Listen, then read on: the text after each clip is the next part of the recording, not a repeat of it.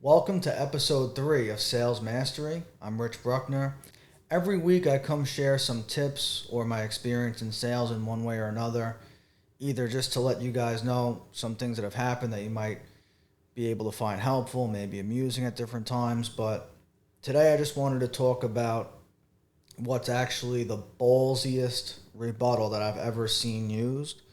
And I have used it. It has worked for me.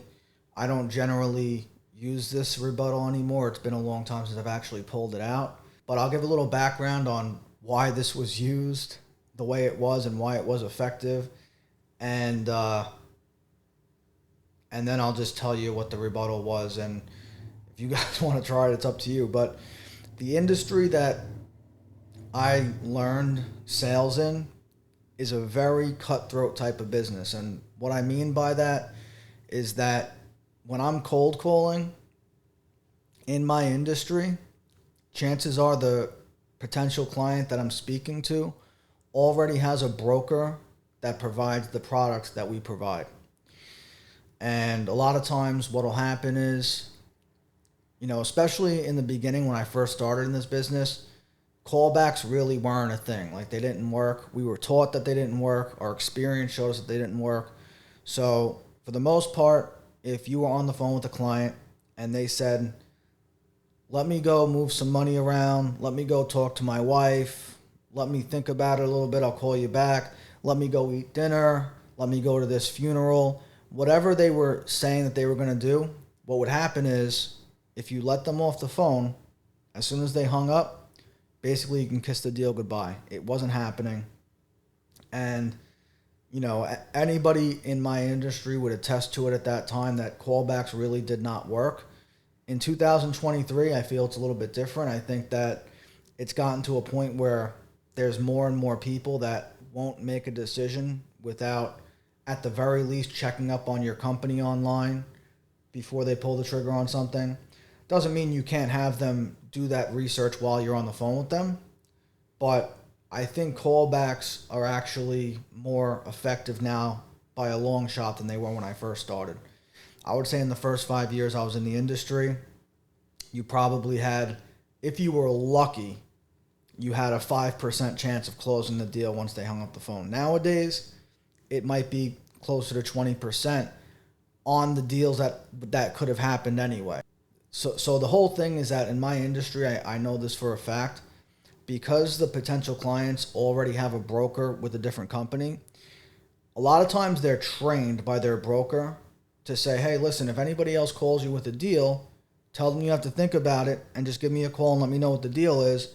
And I guarantee you I'll beat the number. So if it's something that you want, I'll give it to you for a better price. Or they might not even say that. They might say, let me know what it is. If it's a good deal, I'll tell you to take advantage of it.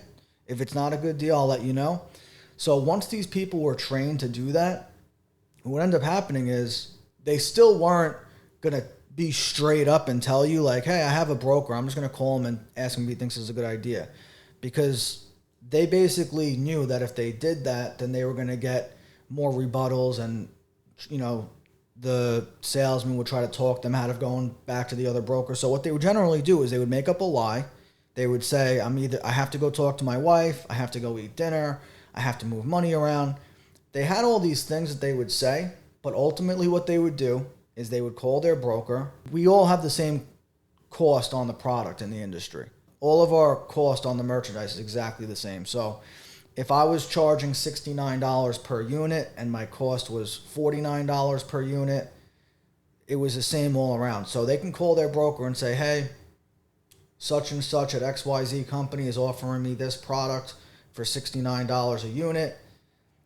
Is that a good deal? And the broker could easily just undercut me by whatever they want to. I mean, they can come in at $65 a unit. They can come in at $59 a unit. And a lot of times, I've never done this and I've never condoned this because I was always taught that this is the worst thing you could do as a salesman. But I know that it would happen to me because I was told by clients that people at the other company would say, oh, that guy's ripping you off. You shouldn't even answer the phone if he calls you again. You should block their phone number. So that's the kind of industry we were in. So we knew that it was either close the deal or you're never speaking to this guy again. It was a high stakes thing. So, at the point where you're on the call with the client long enough that he already has demonstrated to you that he wants the product, he thinks it's a good price, all around the deal makes sense, but for some reason he's saying, I have to talk to my wife. My assumption is that once we hang up the phone, the deal's dead no matter what. And this deal was this rebuttal that I'm about to share was taught to me by a guy that, he was in the industry a lot longer than I was. Before he was in my industry, he was on Wall Street. And for all intents and purposes, whenever I do a sales demonstration, I'm just going to use a pen as the product because ever since Wolf of Wall Street, everybody wants to know how to sell a pen. I'm just going to use the pen. It could be any product or service, fill in the blank. But in this case, it's a pen. And the potential client on the phone with me says, I have to go ask my wife. My response is going to be this. Okay, Jim, not a problem. You go ask your wife if you can buy this pen. I'll go ask my mommy if I can sell it to you. Now, at this point in time, one of two things is going to happen. First thing that may happen is Jim might turn around and be pissed off, click the phone in your ear, and you never talk to him again. That's fine. As a matter of fact, he's still doing me a favor. And the reason why he's doing me a favor is because my assumption is that him hanging up the phone on me, either before I said that or after I said that, is going to lead to the same thing. The deal's dead. At least this way, he's not staying on the phone, wasting my time anymore. I can move on to the next call, and that's it.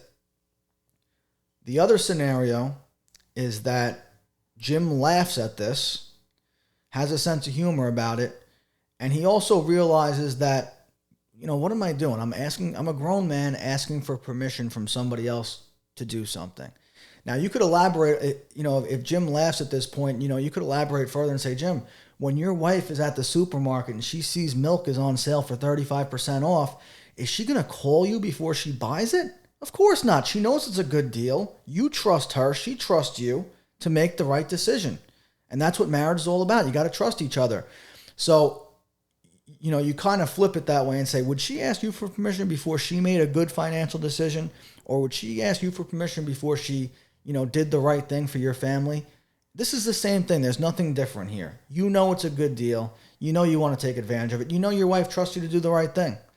So, chances are, if the potential client laughs at this and he already was sold on the deal, chances are you're going to get the deal. And I'd say almost every time that I didn't get the phone clipped in my ear after saying that, almost every time I ended up closing the deal.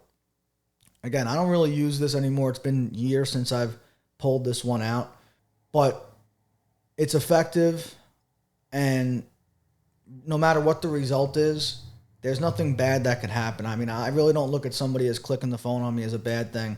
What I look at as a bad thing is a guy staying on the phone with me for 2.5 hours and not making a deal. And I've stayed on the phone with people for 2.5 hours and not gotten the deal before. And that's a much bigger kick in the dick than to just have somebody hang up the phone in my face or to tell me right off the bat, this isn't for me, and hang it up. I'd rather get hung up on 1,000 times in a row than to have somebody sit there and politely listen to me and let me waste my time when they know that they're not going to purchase a product. So yeah, leave a comment. Let me know what you think about that rebuttal. If you have a rebuttal that you think is more ballsy than that one, leave that in the comments too. I'm interested to hear that. If you want to hear more content like this, subscribe to this channel. I'm releasing Sales Mastery once a week. This is only episode 3, but I'm going to keep kicking this up. And thanks for watching. If you go to my bio, you'll see the links to my other social media. I have other short form content on Instagram and TikTok. Similar stuff, just obviously not as long. So it's, direct to the point. If you want to follow me on my other social medias, be my guest. I also have a weekly podcast that comes out Sunday nights. So subscribe to the channel to see that. I have guests from all different walks of life that are going to be discussing how they chased what they were passionate about in their life and how they stuck to their guns.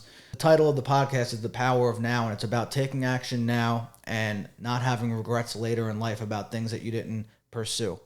So if that sounds interesting to you, definitely look out for the podcast. And again, thanks for watching, and I'll see you guys next week.